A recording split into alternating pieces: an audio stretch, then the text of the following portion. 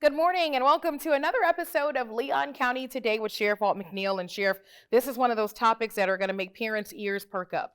We hope so. Absolutely, Shonda. This is one of those things that a parent's worst nightmare is finding out that somehow their child's in peril, that they're missing. And I can never imagine the traumatic impact that must have on a family when they realize that they've gone to the school or they've gone to the playground and their child can't be found. And that is horrific impact. And one of the things we're trying to do about that is get the message out to our citizens about how crucial it is to do the kind of things that allow you to check on your whereabouts of your children. And that's what this program is all about today, is how we can engage with our community to make sure we keep our kids safe. You know, we had an incident recently in our community where 2 children went missing, and we put the information out to the community to be on alert looking for them. And there were lots of questions about why wasn't there an Amber Alert? But there are certain parameters that have to be in place for certain types of alerts to happen. Yeah, absolutely. And we're going to talk about those today. One thing, you don't want to put alerts out too quickly, and you want to make sure you've got all the information relative to what's taking place with the child.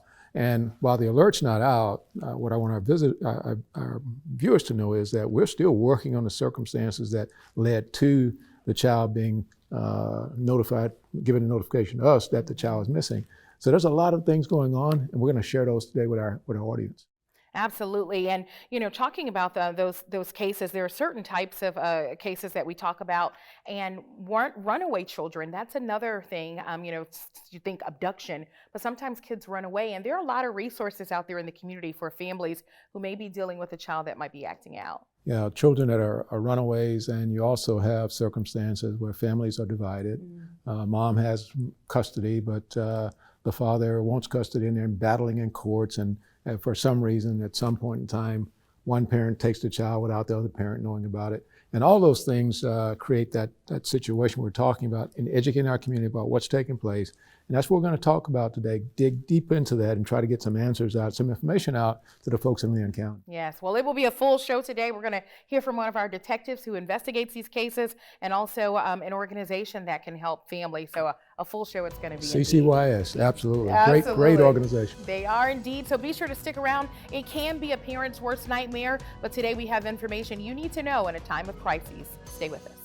Hi, I'm Deputy Cook with the Leon County Sheriff's Office School Resource Unit with your Crime Tip Tuesday. For homeowners and residents, follow these crime prevention tips to help keep your home a less desirable target for burglary. Effective alarm systems should include sensors at entry points, motion detectors inside the house, and a loud outdoor alarm that alerts the entire neighborhood when someone is forced entry. Studies show that having a surveillance camera system results in a 50% reduction in crime or more. With the extra benefit of experience, you will have valid evidence of criminal activity if it takes place. Trim bushes and trees to discourage burglars from using them as hiding places. Avoid planting low shrubs in front of windows. You may even consider planting thorny shrubs for an added deterrent. Check your home exterior lighting for broken or burned out light bulbs. Remember to repair, replace, clean, and/or install additional lights. Darkness gives criminals the opportunity to hide when they commit their criminal activities. Remember to always keep your doors locked even when you are at home. Even if your garage is down, lock the door leading from the garage to the house. And that's your crime tip. Have a great day.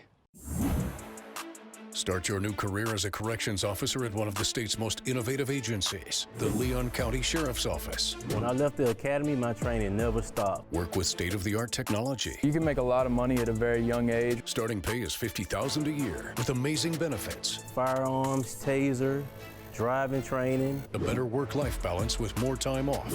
They're going to sponsor you through the academy and pay you while you're there. Join the family. Apply today at leoncountyso.com. Domestic violence knows no faith. 1 in 4 women experiences abuse in their relationship. So most likely, there are victims of abuse in your congregation. Don't think it doesn't happen in your church. Or synagogue. Or mosque.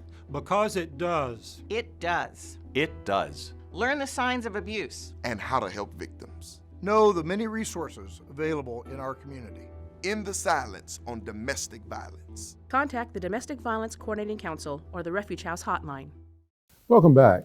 Missing and endangered children puts all of us on high alert. Joining us now with more information on that process is Detective Nick Kelly.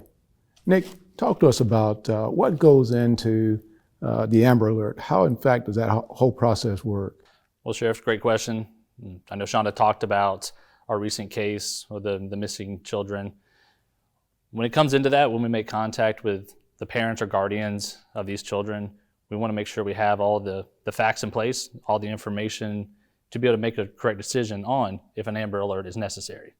So first of all, obviously they must be under 18 years old. And if we believe that the child is in any immediate danger, is there any mental capacity limitations to dictate why the child is missing? Is there a reason why they're missing? Is there an abduction that took place, which leads us to believe that an Amber Alert is necessary? So we've got an Amber Alert, but what kind of information does a person providing that to us, what kind of information do we need to get that Amber Alert going? As much information as we can about the child. Physical descriptions, height, weight, any birthmarks, this individual wear glasses, if they were last known location of maybe what they were wearing at that location, were they at school at the time, anything that could help us provide information out to the public. So if we don't know their exact location, we can give out information so they might be able to help us a little bit more with who we're looking for and also a photograph. So, okay, we got the information now that the citizen has or the family has about the child. So when is the alert then issued?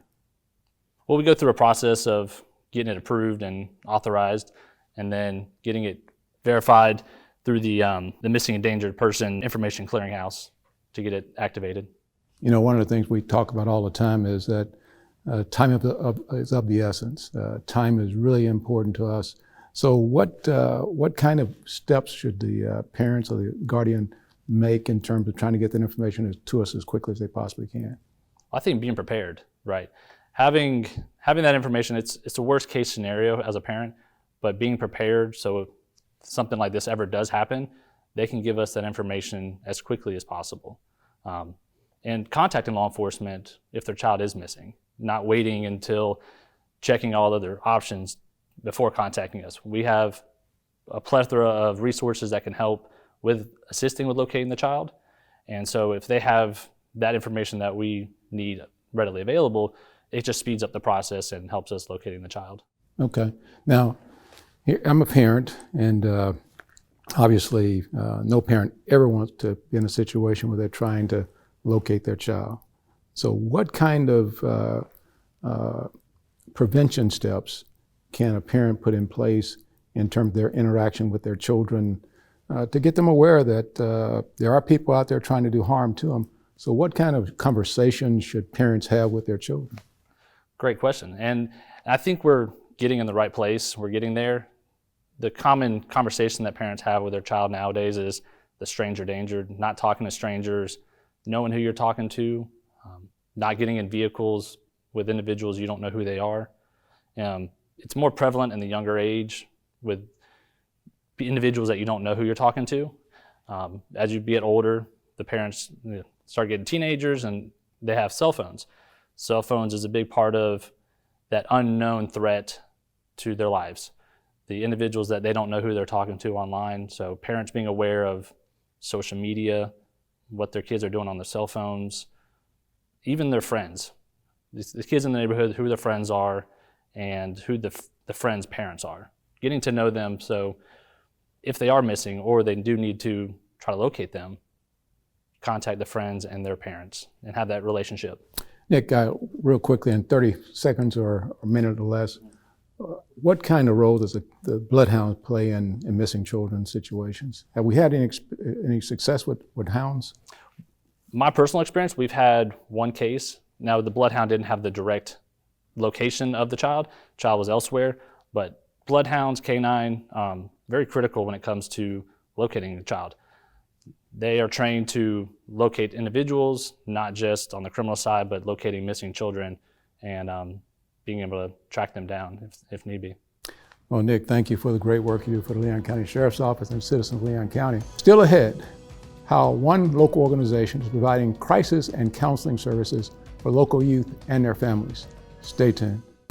At the Florida Sheriff's Association, we are able to serve our sheriffs and Floridians thanks to our member support. The FSA Member Perks program was created to give back to our members for all that they do. Members enjoy savings on restaurants, vacations, golf courses, car rentals, healthcare, movie tickets, theme parks, online shopping, and more. With over 300,000 offers, you'll always find ways to save. To learn more or to join the Florida Sheriff's Association, visit fsamemberperks.org. We're back with President and CEO of Capital City Youth Services, Gwynn Virostek. Gwynn, tell us about the overall mission of CCYS. Well, Sheriff, at CCYS for over 30 years, we've taken care of youth and young adults that are at risk, in need of being sheltered. They may be homeless, or they may be actually sheltered by the state. Now, exactly who are the persons in our community that are good candidates for assistance by CCYS? Well, you and Nick just talked about the fact that runaways, we get a lot of runaways. In fact, Nick was at our shelter last night with a runaway. And so we take the kids that are runaways, we take the kids that may be having some issues, maybe they've had a little brush with getting in a bit of trouble, maybe they've been truant at school, they find themselves homeless with their families. Many times we get families that the parents are living out of their cars and they're trying to keep their kids from being sheltered by the state, and so we get those families, and maybe the parents would go to one of the other homeless shelters and the kids would come and stay with us. So we get those kids that are in need or that are at risk in the community, and we really try to prevent them from getting into a worse situation through our services. And everything we do at CCYS is free of charge. Okay. Now that's one of the things that we in law enforcement are always looking for, are those organizations like yours that's out there, particularly dealing with our youth. So talk to us about what are some of the programs that you offer that our deputies can refer to you guys to help us with? Absolutely. Well, our shelter, as I discussed, is our 24-hour day, 365 days a year crisis shelter. And that's where we can bring in youth from the ages of 10 to 17. And they live with us, they get taken to school, and we really serve as their guardians for the period of time that they're with us. And they also get counseling services while they're there. We also have counseling that we do with families and youth, and that's from the ages of 6 to 17. We work with the schools with a program called Stop Now and Plan that focuses on behavioral issues. We do Going Places, which is our outreach. We actually go out into the homeless community and try to find youth or young adults that are out in that area and work on housing intervention. We have an at-risk group home called Treehouse that is at risk of, those kids are at risk of trafficking.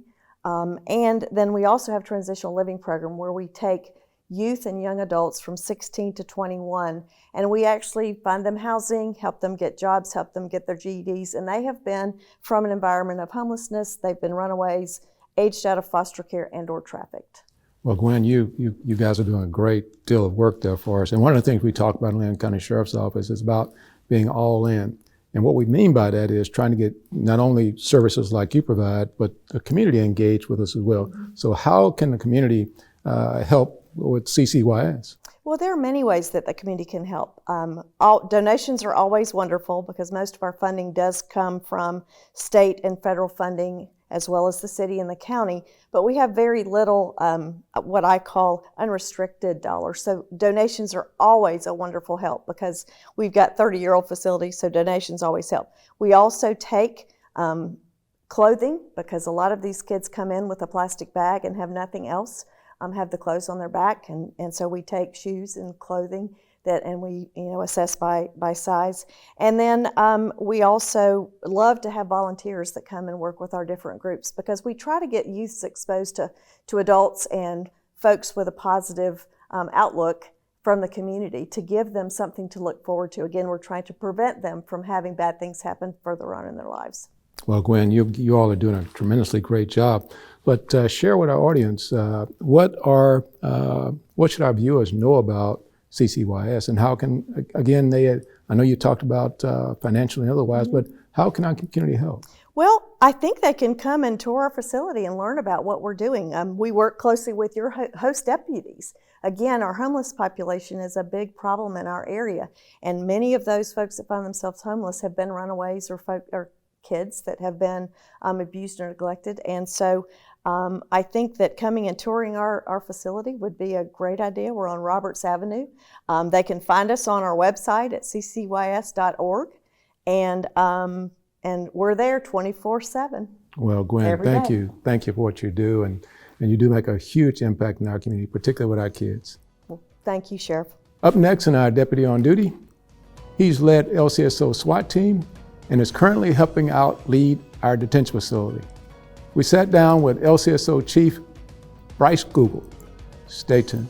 On this episode of Deputy on Duty, we introduce you to Bryce Google, Chief of Detention Administration at the Leon County Detention Facility.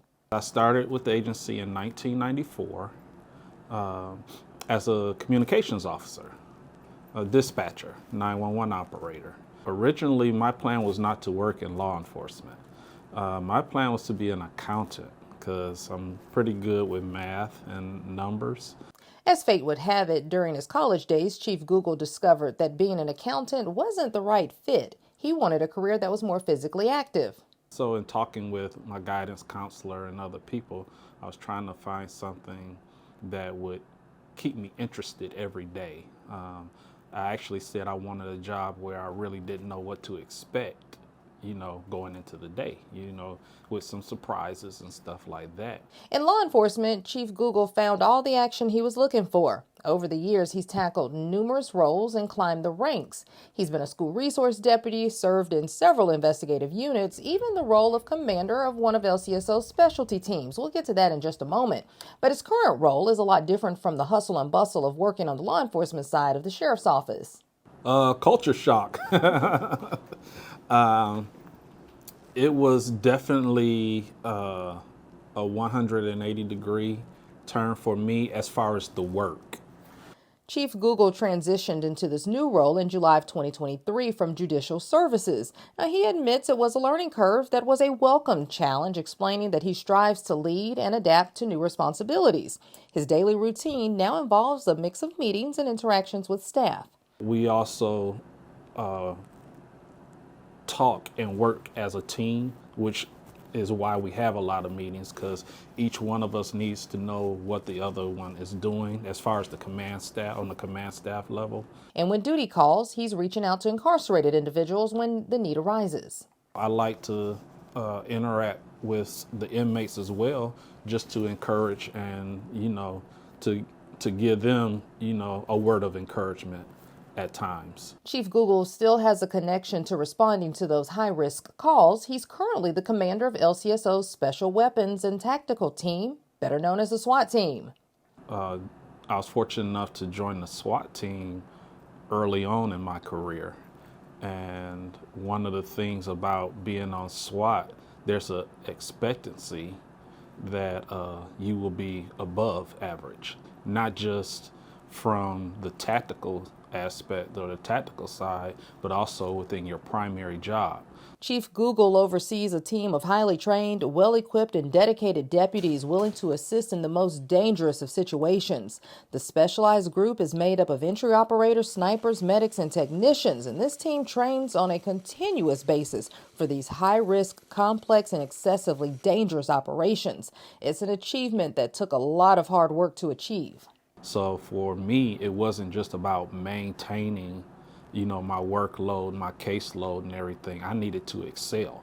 I needed to be top in whatever unit I was, so it was a personal challenge as well as that drive and that peer challenge amongst my SWAT brothers. When asked about advice for younger deputies, Chief Google has stressed the importance of having a heart of service and a genuine love for people, recognizing that law enforcement is not just a job, but a calling.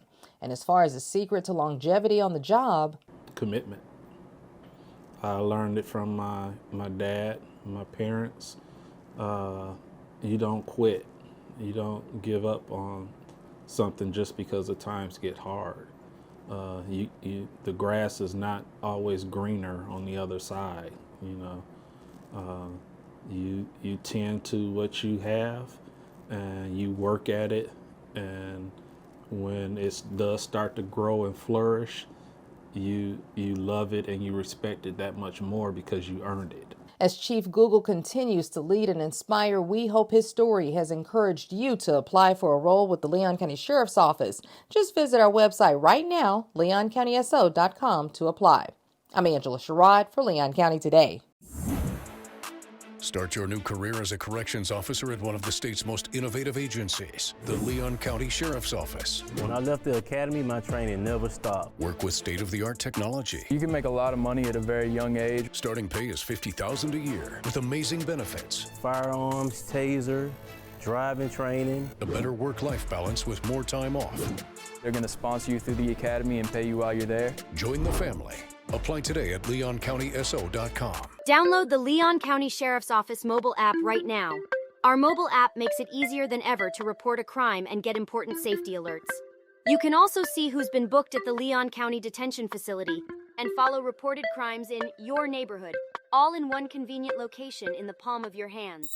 Download LCSO Connect right now. It's free in the Apple App Store and Google Play by searching LCSO Connect.